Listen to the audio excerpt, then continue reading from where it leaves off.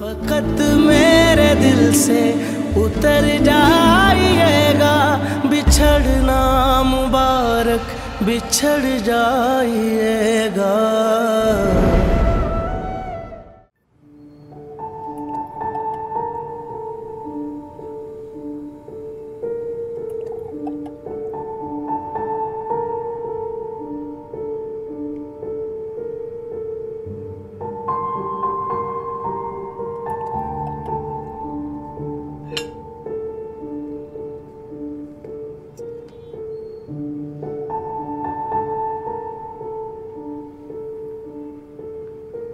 چای کرک کره رو نونت بماله؟ نه.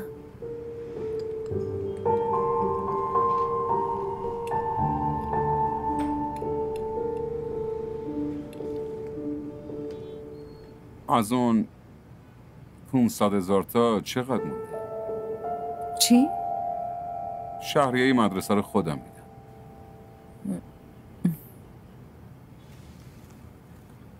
چیزیشو خرج کردی؟ آره.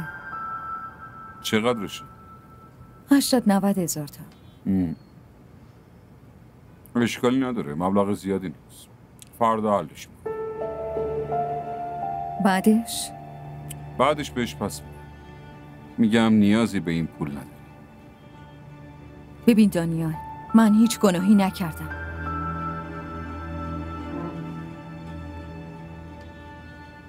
نه اصلا مهوش اینطوری نگو. تو گناه کرد، ولی من بهش نگفتم گناه. بیا فراموشش کن. دوباره زندگیمون از سر میره. حداقل به اونجا میرسیم که شهریار احمد تو زندگیمون از نو شروع میکنه. اون آدم بزرگی، خیلی هم پول داره. اگه بخواد میتونه عشقم بخره، ولی من از اون ثروتمندترم. من نمیتونم عشقو بفروشم. اینطوری فایده نداره. چطوری؟ من نمیتونم طوری زندگی کنم که چشام جلوت پایین باشن. نه، اگه تو چشمات پایین باشن منم که سرفکنم. چشم تو چشم شد تا منم بتونم سرمو بلند کنم و حرف بزنم.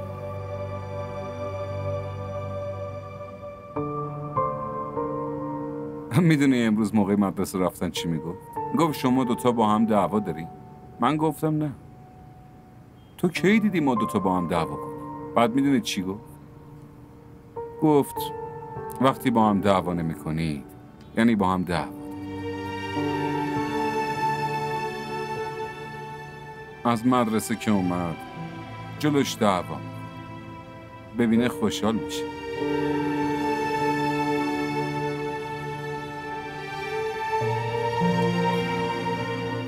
چرا سر کار نرفتی؟ هیچی، همینجوری. آقا حاتمو که میشناسی، تو اداره مسئولم. حواسش خیلی به من. حواسش به چیه؟ اگه حوصله نداشته باشم یا اگه حس کنه دلشوره دارم یا سرم درد بگیره، اون موقع میاد میگه چی شده. قصه خیانت خودشم برام تعریف کرد. به زنش خیانت کرده بود. منم که شنیدم بهش گفتم آقا حاتم من مثل شما نیستم.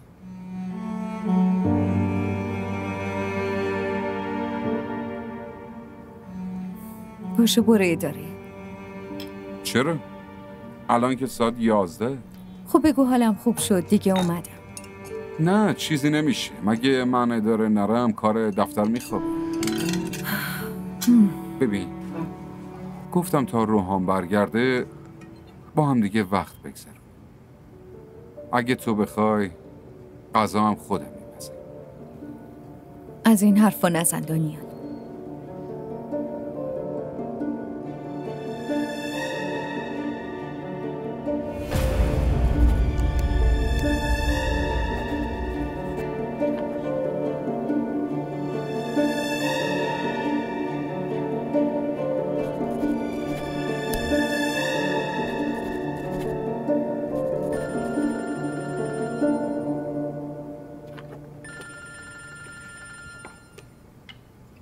تا 1 ساعت هیچ پرونده یه نیاد. چشم آقا. من دیروز اسلام آباد بودم، کار داشتم. از این مزخرفات بگی گوشی رو قطع میکنم. خفه شو.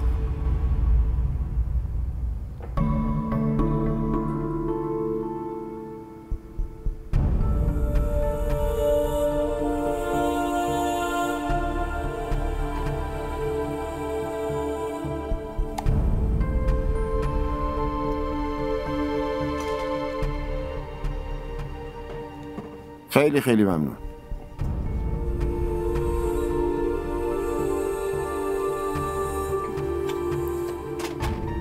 برای چی اومدیم اینجا؟ اینجا دیگه جلسه ای نیست. پس چیه؟ یه جلسه شخصیه بین ما دوتا. چایی میخوریم، بعدش هم تصمیم میگیریم از اینجا باید کجا بریم. ببینم نظر تو چیه، موافقی؟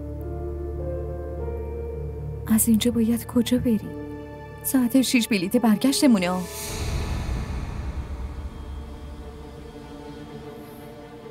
مگه نیست؟ تو فقط استراحت کن. سیگار نکش لطفا. بلیت ساعت 6 قطعیه. تا ساعت 8 هم کراچی هستی. اون که قطعیه. ولی اینم قطعیه که ما هر جا بریم و برگردیم تو باز میخوای برگردی بری پیش اون؟ اگه میخوای برگردی که به ساعت 6 چی کار داری؟ قبل از اونم پرواز هست؟ شهریار لطفا، اون خیلی غیرتیه، نمیذاره من هیچ جا برم. تصمیم با توئه که میری، نه اونی که جلوتو میگیره. من چند بار دیدم، حتما تو هم دیدی، مردم از رو عجله سوار قطار اشتباهی میشن. بعد چی کار میکنن؟ بازم میشینن؟ اگه بشینن به کجا میرسن؟ برای همین اونا همینطوری نمیگیرن بشینن مثل تو. منتظر ایستگاه بعدی میشن و همین که قطار وایستاد پیاده میشن.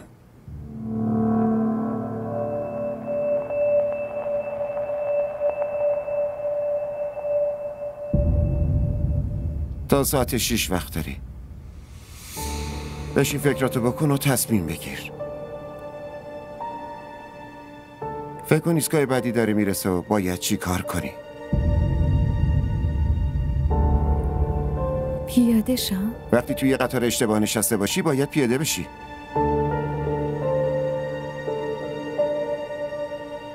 اگه تصمیم گرفتی پیاده شی، بیا در اتاقمو بزن.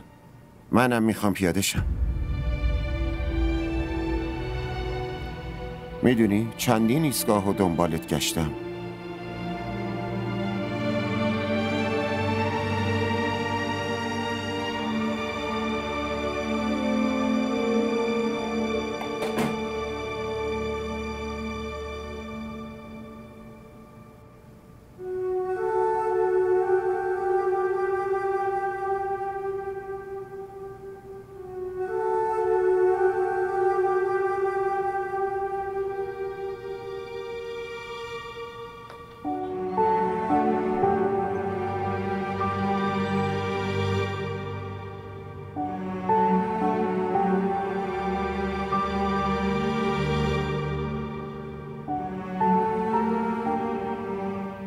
خوابیدی؟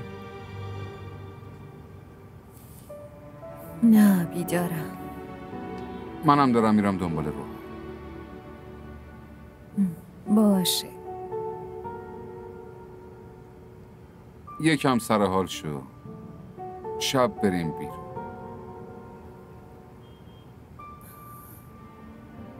من خوبم.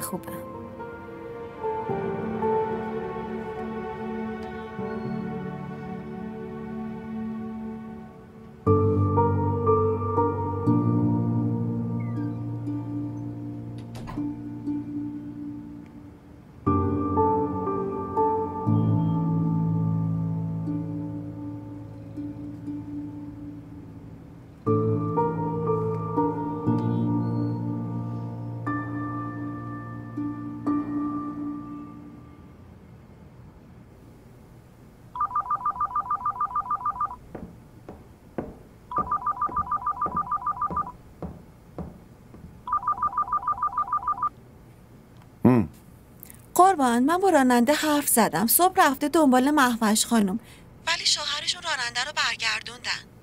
چیزی از حالش نپرسیده؟ نه آقا، فقط شوهرشون گفتن دوباره اینجا نیا. چی؟ بهش زنگ بزن. وایستا. فعلا. الو؟ دیدی؟ همون شد. چی شده؟ من از همین موضوع میترسیدم که اونم فهمیده و نمیذاره من همینجوری از خونه بیام بیرون. میخوای همینطوری بترسی؟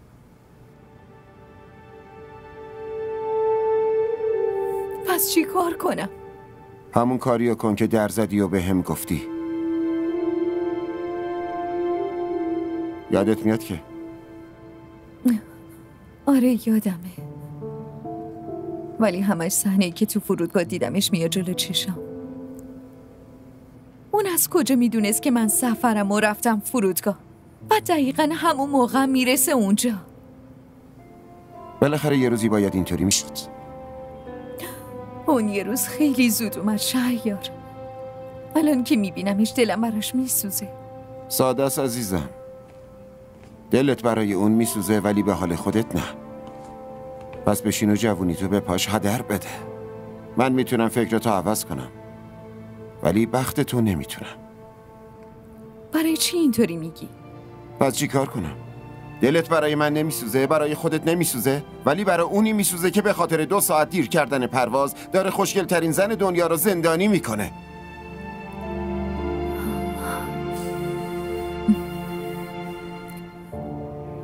راه حلش چیه؟ صبحیه شرکت. اصلا امکان نداره. شب استعفا رو مینویسه، فردا هم تا قبل از ساعت 5 استعفا رو میذاره روی میزت. بس خوبه. دیگه از امروز به بعد هیچ کس به هم نمیگه سیگار نکش. شهریار لطفاً. خب من چی کار کنم؟ من حتی نمیتونم بیام تو رو ببرم یا بیام بگم هرچی دارم و ازم بگیر و مهوشم رو به هم بده. اگه واقعا قبول کنه همه چی تو میدی؟ به جونت قسم میدم.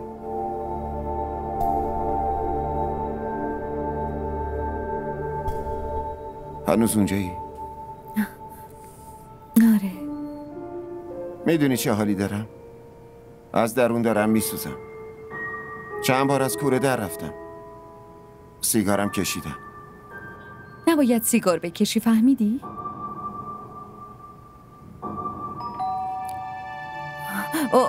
اون اومده، گوشی قطع میکنم فعلا.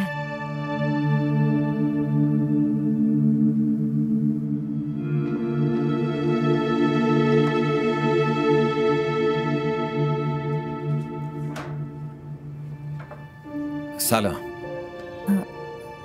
سلام. داداش دانیال کجاست؟ رفته روحامو از مدرسه بیاره. وقتی اومدن بهشون بگین فردا جلسه مدیریت ساختمونه، شب ساعت 7 وقتشون رو خالی کنن و بیان. باشه بهش میگم. اگه ناراحت نمیشین یه چیزی میخواستم بهتون بگم. نه بفرمایید لطفاً. شما خوشگل‌ترین دختر این ساختمونی. ممنون.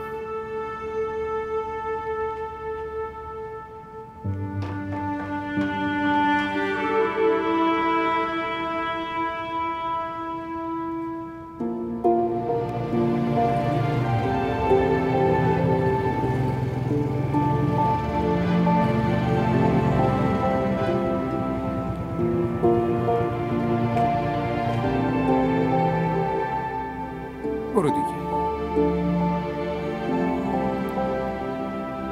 امروز خیلی دلم برات تنگ شده. ببینم تو هم دلت برای بابا تنگ شد؟ ها؟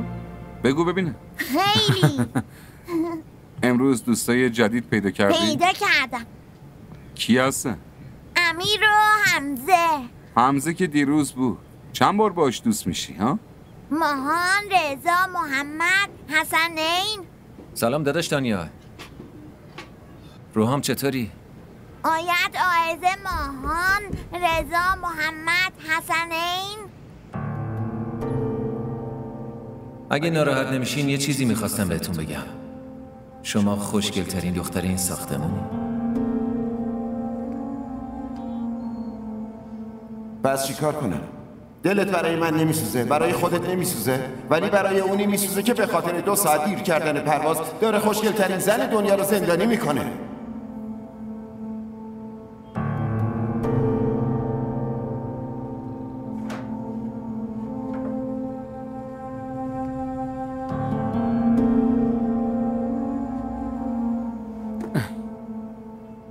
آقا روحام اومد.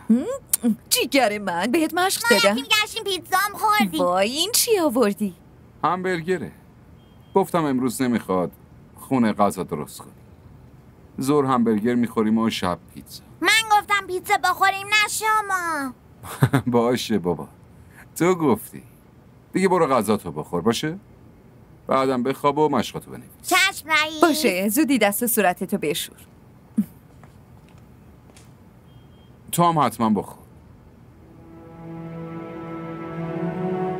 خیلی خوشمزه است.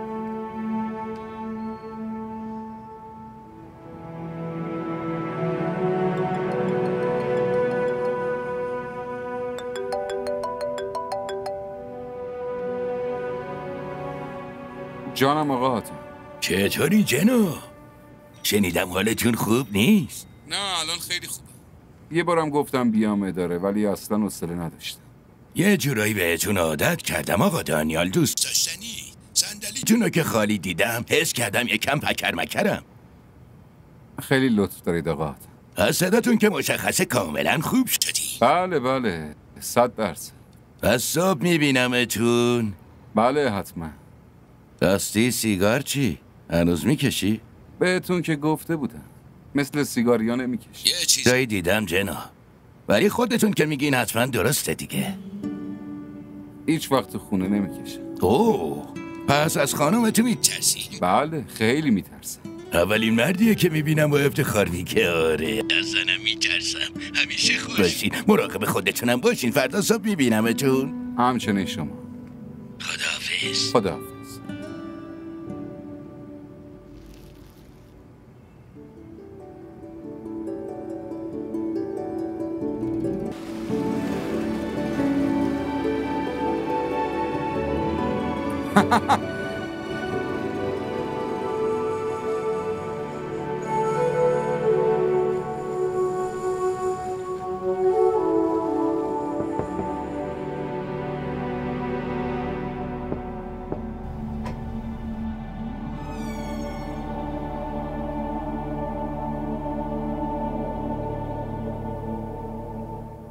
میخوام ایستگاه بعدی پیاده شم شهیار.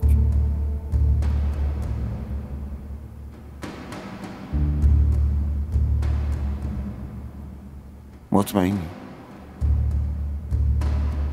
مطمئن.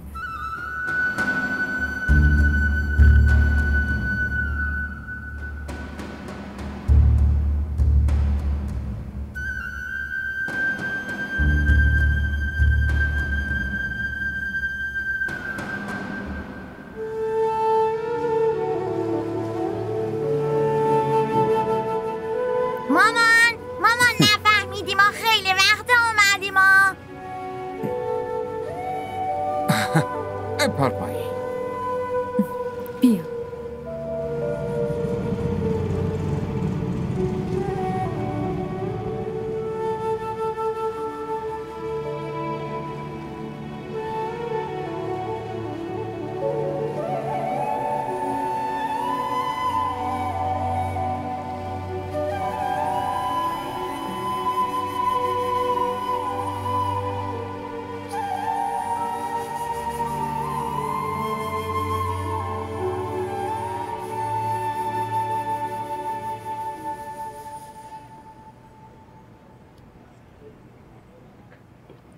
چیزی شده بابا؟ چرا حرف نمیزنی؟ نه هیچ مشکلی نیست عزیزم. هیچی. پس چرا هنوز به مامان نگفتین که محوش خیلی ولخرجی میکنی یا؟ دیگه هیچ وقت بهش نمیگم.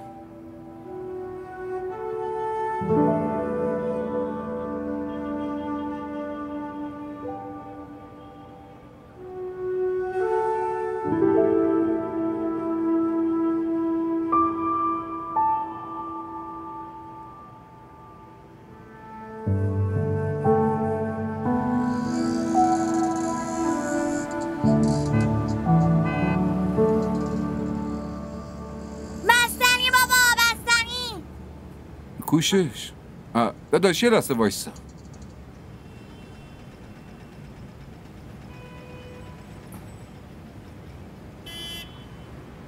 بیا اینجا. کجا میری؟ تو هم بستنی میخوری؟ نه.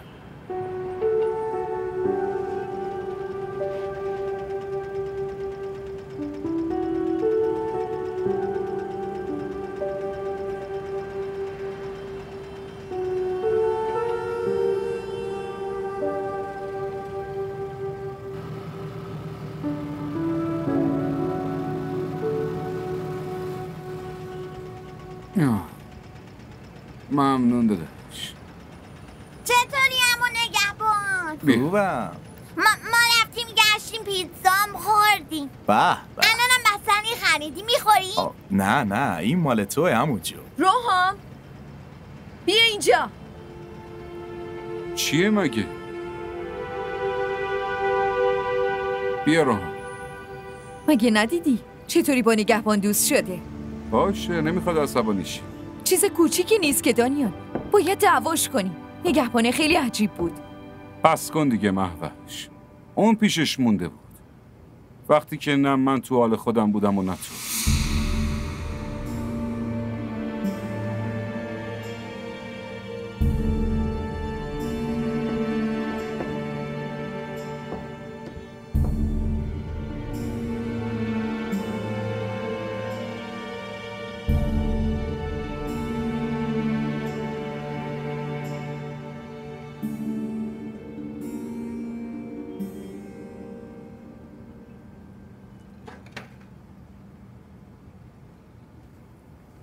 به خدا قسم منظور بدی نداشتم اصلا.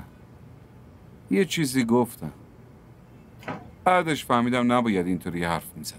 معلوم نیست چقدر بخوای طولش بدی. منظور منو بفهم مهوش باشه. ما اون روز روحامو فراموش کرده بودیم. من فراموشش نکردم. خیلی خوب من فراموش کردم. از رفتنت انقدر قصه خوردم که یادم رفت. دیدی؟ بازم همون حرفو زدی. بس کن دیگه مهوش. هنوز که چیزی نگذشته. حرف پیش میاد دیگه. تو هم فقط حرف نشنو. ببین نیت من چی؟ خب نیت چی بود هان؟ همین که از اونجا برگشتم گفتی دیگه نباید برم سر کار. خب پس نیت چی بود؟ شرکت که دیگه نمیری مهوش. هر چی هم میخواد بشه. میخوای تو خونه زندانیم کنی؟ زندانی چیه؟ ما عاشق شدیم و ازدواج کردیم. ما پدر و مادر یه بچه ایم. ما متأهلیم مهوش. هر دو زندانی قلب هم دیگه. تو که میری اداره روحامم میره مدرسه، پس من چی کار کنم؟ تو این یه ذره بیغولم نفسم میگیره. بیغوله نیست مهوش. خونمونه. هرچی. ولی من از فردا میرم سر کار. همین. تو نمیری شرکت. لطفاً دیگه بهش فکرم نکن. وگرنه روم دست بلند میکنی اره؟ این چه حرفیه میزنی؟ من تا حالا رو دست بلند کردم؟ تو چشام نگاه کن. انگار داری منو میخوری. روم دست بلند کن. چک بزن تو گوشم. نه مهوش هیچ وقت این کارا نمیکنه. تو الکی داری درگیر میشی. یه اشتباه کوچیک داشتی دیگه خودتو گناهکار فرض میکنی. اینطوری نیست. تو گناهکار نیستی. حتی منم هیچ گله‌ای ازت ندارم.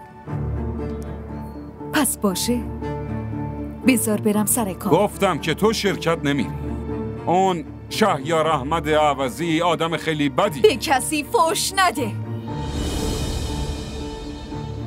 تو کسی رو کار نداشته باش مهوش. به من نگاه کن. من همسرتم. من شوهرتم. یعنی من به کسی کار دارم؟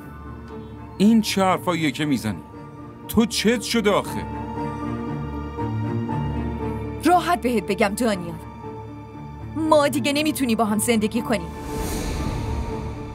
هنوزم که عصبانی؟ صبحم همینو میگم که نمیتونی با هم زندگی کنیم.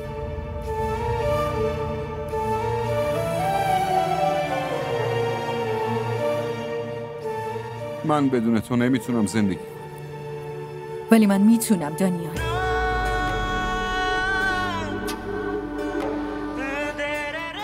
و میخوام زندگی کنم.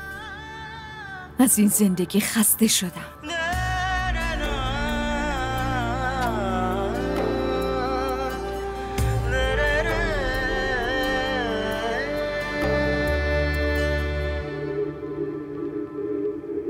समझा था तुम हो तो क्या और मांगू, मेरी जिंदगी में मेरी आस तुम हो।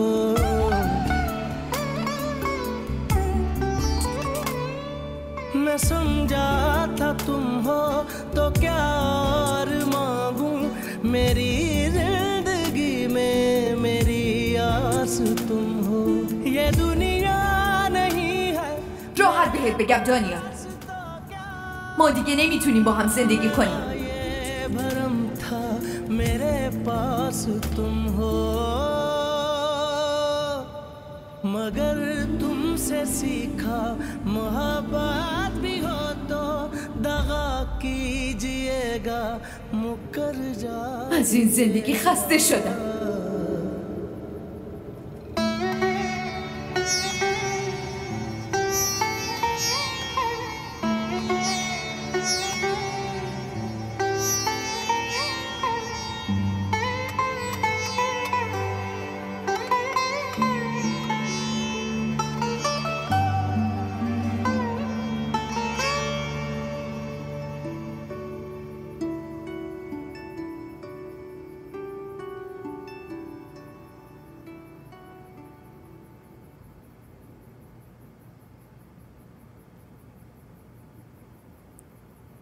مهوش، این دیگه خوابیده.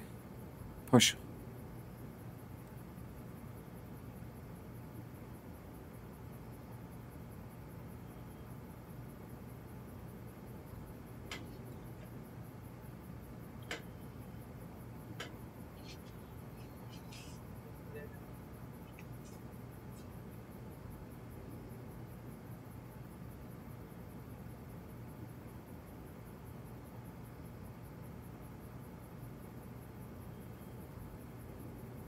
پاشو دیگه مهوش، بیا بریم تو اتاقمون بخوابیم.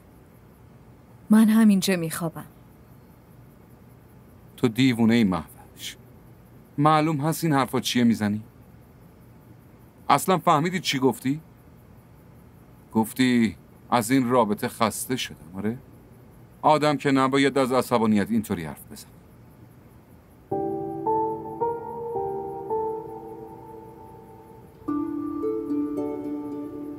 لطفا پاشو بریم بخوابیم. باشه ساعت 2 شده، باید صبح برم اداره. منم باید برم. نمیذاری برم؟ نه مهوش، این تنها چیزیه که قبول نمی‌کنم. پس برو بگیر بخواب. من دیگه کاری به اون اتاق ندارم. یه راه دیگه پیدا میکنم. راه دیگه چیه؟ تو شرکت اون آدم کار نکن، یه جای دیگه برو. تو از حقوق حسابی من بدت اومده؟ من از لج کردنت برای اون بدم اومده. تو قضیه اسلام آباد رفتن رو به دل گرفتی. همین که رسیدم ازت عذرخواهی کردم. نگو همین که رسیدی مهوش. یادت باشه خودم تو فرودگاه با اون دیدمت. تو خیلی شرمنده شدی، ولی من اون موضوع رو فراموش کردم. الانم میخوام هر چی بوده فراموش کنم. یادت نره ما عاشق شدیم، همدیگه رو از صمیم قلب خواستیم. ما کنار همدیگه تونستیم زندگیمون رو بگذرونیم. هیچ وقت فکر نکردیم حقوقمون کم و آرزوهامون زیاد.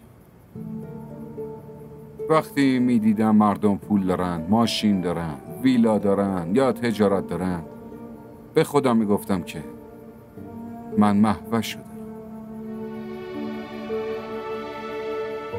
تو رو که دارم دیگه به چیزی نیاز ندارم. زندگی که فقط من و تو نیستیم دانیال. امیدوارم اینو بدونی. به جز من و تو روحامم هست مهوش.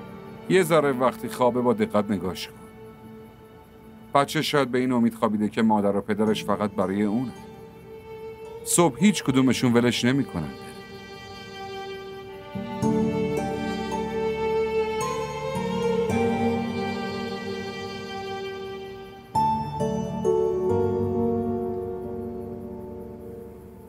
پاشو.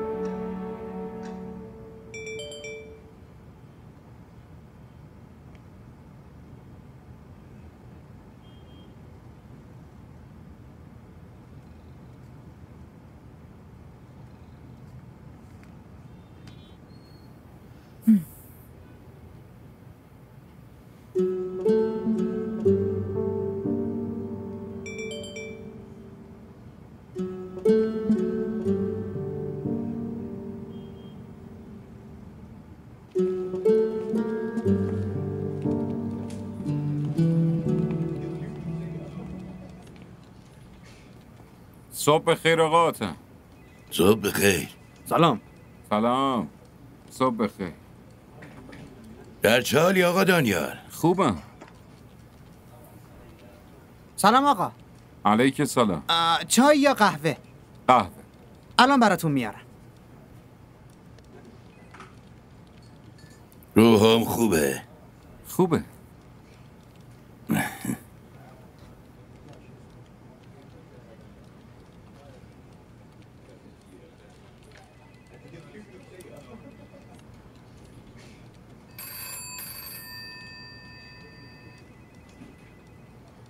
بله؟ آقا آتم، من دانیال. نه به هم نگاه نکن. با اتون یه کار واجب. اگه نگاه کنید نمیتونم بگم. از دست شما. بفرمایین کارتونو بگین. 80,000 تا قرض میخواستم فوری. 3 ماه پسش میدم. بله تقدیم میشه. شما تو سلف پایین بیاین پیشم بهتون چکو میدم. خیلی ممنون آقا. این چه حرفیه تو دوستی؟ نه تشکر داریم نه ببخشید.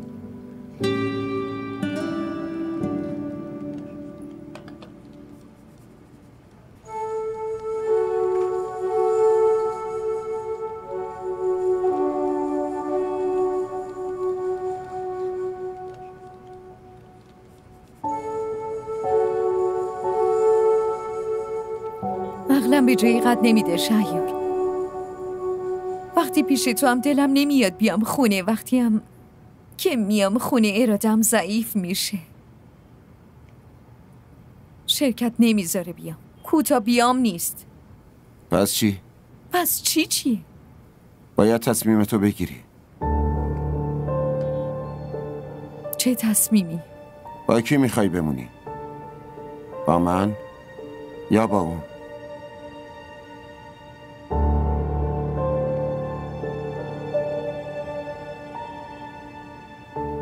بگو. یا گوشی قطع کنم و تو بشینی فکراتو بکنی. نه گوشی رو قطع نکن. باشه بهم بگو چقدر به من اعتماد داری. الان دیگه نباید اینو سوال کنی. پس چرا ارادت ضعیف شده؟ تناب ازدواجی که به گردنت انداخته رو در بیار و بزن توی صورتش. یعنی چی؟ ازش طلاق بخواه. طلاق؟ مشکلی داری؟ مون طلاقم نمیده شهیار. اونو بسپار به من. روحام چی میشه؟ چی میشه؟ یه بچه چی میخواد؟ چیزایی که دوست داره. دیگه رو هر چی که دست بذاره گیرش میاد. وقتی هم که بزرگ بشه میفهمه که یه چیزی به نام طلاق وجود داره. زمونه الان عوض شده. بچه ها بیشتر از رابطه پدر مادر به این فکر میکنن که از پدر و مادر چی بهشون میرسه. داره میاد 500,000 تا رو بهت پس بده. ممکنه بیادبی هم بکنه. خب بذار بیادش. اگه به هم بیادبی کنه اون وقت نگهبانی میاد و از شرکت پرتش میکنه بیرون. ببین بله. باهاش حرف بزنم؟ چه حرفی بزنی؟ بهش میگم با هم معامله کنه، پول بگیر و تو رو ولت کنه. آخه پول برای چی؟ تو نمیفهمی. غم زیاد با پول زیاد از بین میره و برطرف میشه. ول کردن تو حتما غمگینش میکنه. ما همون غمو میخریم. دعوا به پا میشه شهریار. دیگه حتی به اینا فکر نمیکنه که نگهبانات میان از اونجا پرتش میکنن بیرون. تو فقط اینو بگو که اگه اون ازت بپرسه تو میخوای جدا بشی، بهش جواب میدی آره من میخوام جدا شم. اینو که دیشب من بهش گفتم ولی قبول نکرد. مثل بچه ها نشست نصیحتم کرد. پس گوشی رو قطع کن و بذار بیاد پیشم. قیمتشو میسنجم و میبینم که نرخش چقدره.